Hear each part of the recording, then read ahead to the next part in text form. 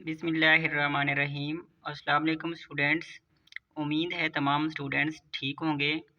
Students, आज हम start करेंगे 9th class math chapter number 2 exercise 2.5 question number 5। Question number 5 है हमारे पास, find the value of X and Y if. तो कहते हैं find the value of X, X की वैल्यू मालूम करनी है हमने, एंड वाई इफ़, और वाई की वैल्यू भी हमने मालूम करनी है। अगर x plus iota Y plus 1 is equal to 4 minus 3 iota, तो ये वैल्यू हमारे पास दी हुई है। तो इसी में से हमने x और y की वैल्यू जो है वो मालूम करनी है। तो सॉल्यूशन लिखने के बाद हमने एक दफ़ा जो क्वेश्चन हमारे पास दिया हुआ था हमने वो लिखा।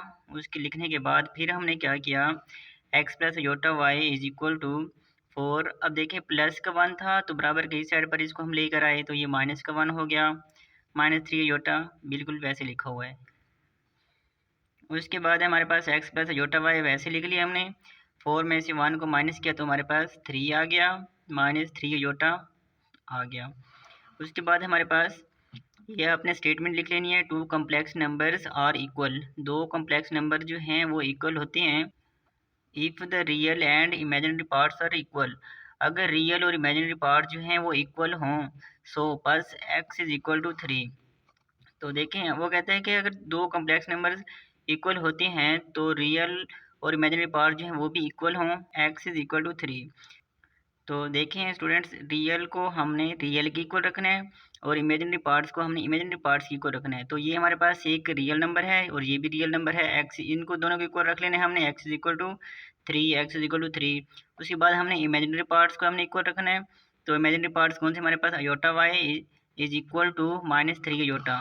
तो इधर हमने लिख लिया iota Y is equal to minus 3 iota.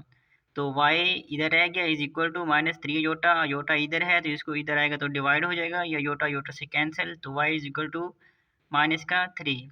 तो स्टूडेंट्स हमारे पास जवाब क्या आ गया, x इज इक्वल टू 3, और दूसरा जवाब है हमारे पास y is equal to minus का 3। तो स्टूडेंट्स ये था हमारे पास क्वेश्चन नंबर 5।